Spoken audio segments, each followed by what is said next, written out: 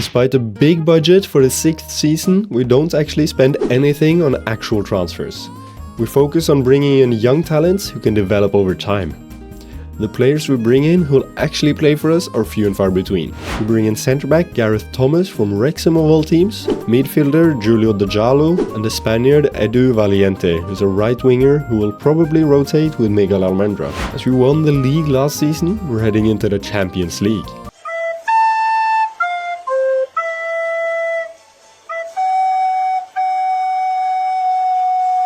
We're up against Astana from Kazakhstan. Very nice!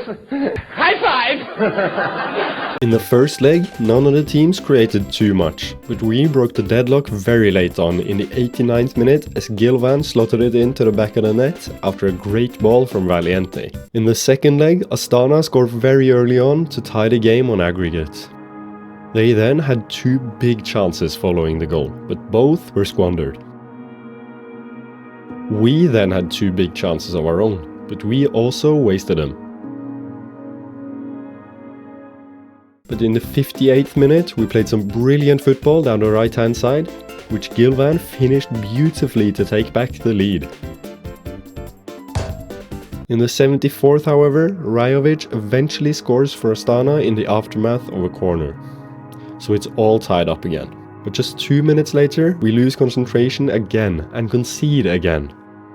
That also ends up being the result, so we lose 3-2 on aggregate after losing our concentration for 3 minutes. Pain, suffering, depression. Now we're playing Shkupi in the Conference League's second quali round. 5 minutes into the first leg, we take the lead as Gilvan plays a brilliant pass to Suarez. Then, in the 65th, Osmani played this outrageous pass to Gabriel Rodriguez, who took a touch and rifled it in off the post.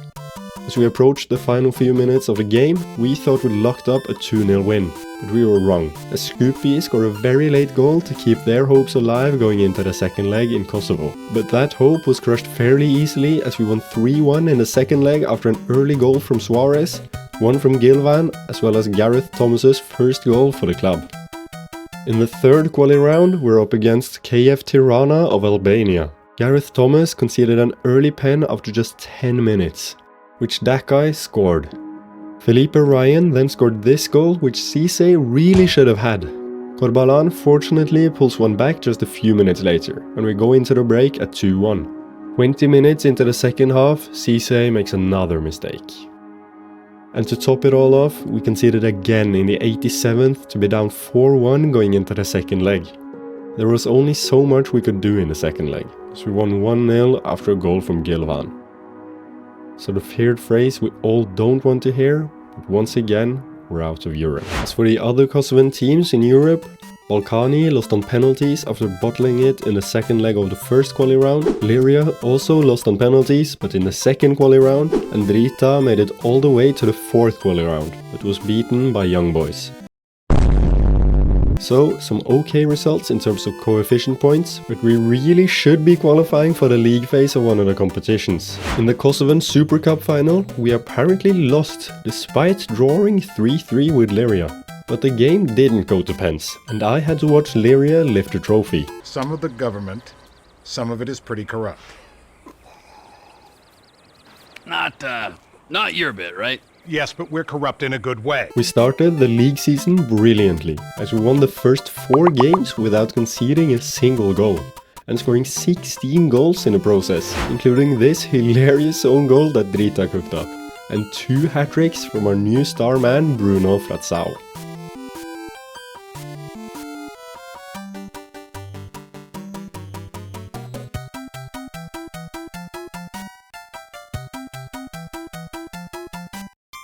The next game, we quite shockingly drew to Pristina after they scored this deflected goal as the literal last thing that happened.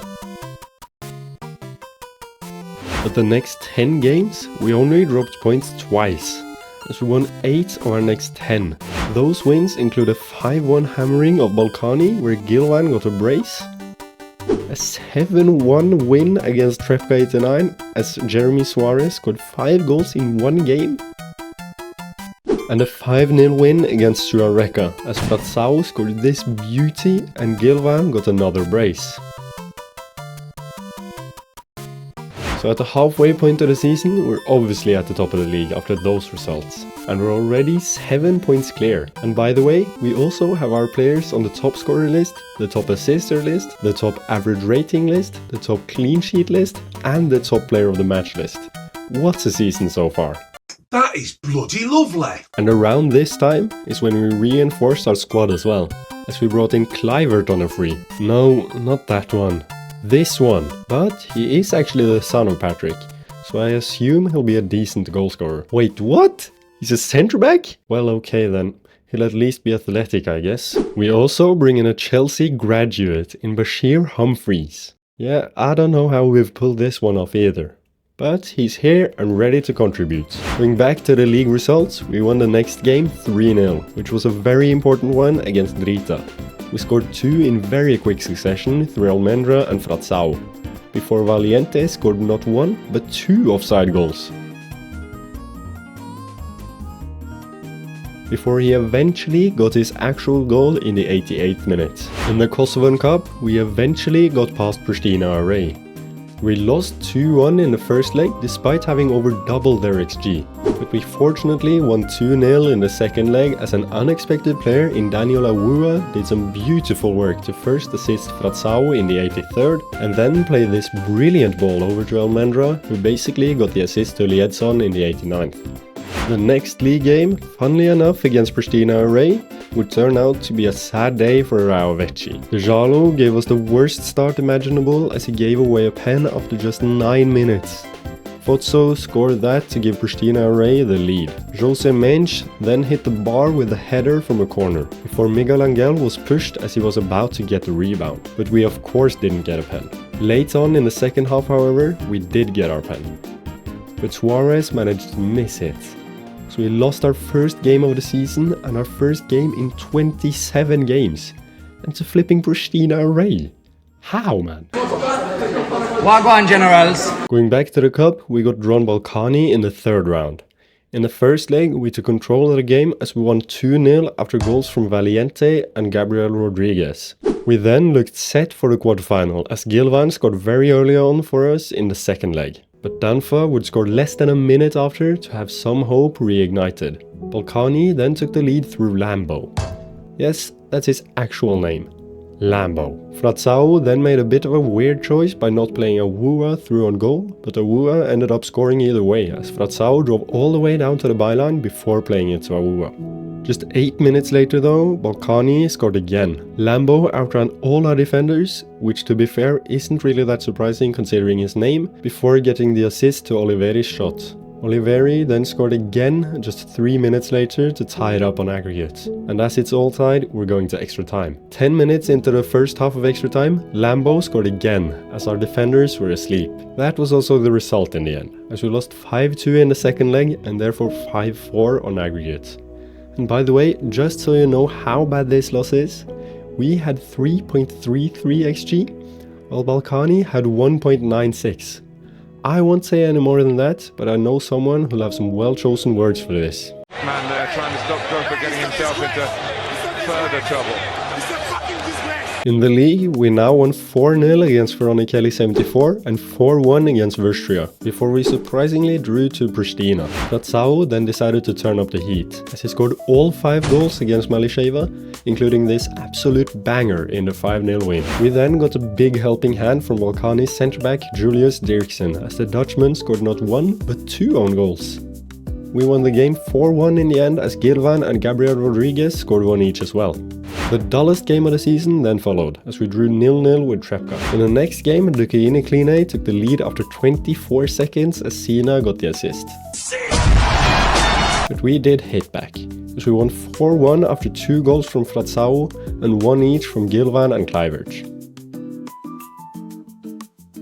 We're now 9 points clear at the top of the table ahead of Liria in second, and 11 points clear of Drita in third. We then won 3-1 against Trepka 89 and 2-1 against Lapi, where Bashir Humphreys scored his first goal for the club, and Fratsau celebrated his goal with a folk dance. Denis Lapashtika, the manager of Fusha Kosovo, then complained to the media that the foreign influx in our team is ruining Kosovan football, so I've nicknamed him the Hater. We're playing them now, and we fittingly have a chance of winning the league against them. Julio De Jallo gave us the lead after 26 minutes with this banger. Suarez then scored this tap-in after some great wing play by Almendra, and 15 minutes before the end, Kluivert got our third to put it beyond all doubt and secure us the league title once again. We've won it for the third time in the club's history. And also, it feels so good to have shut the hater up.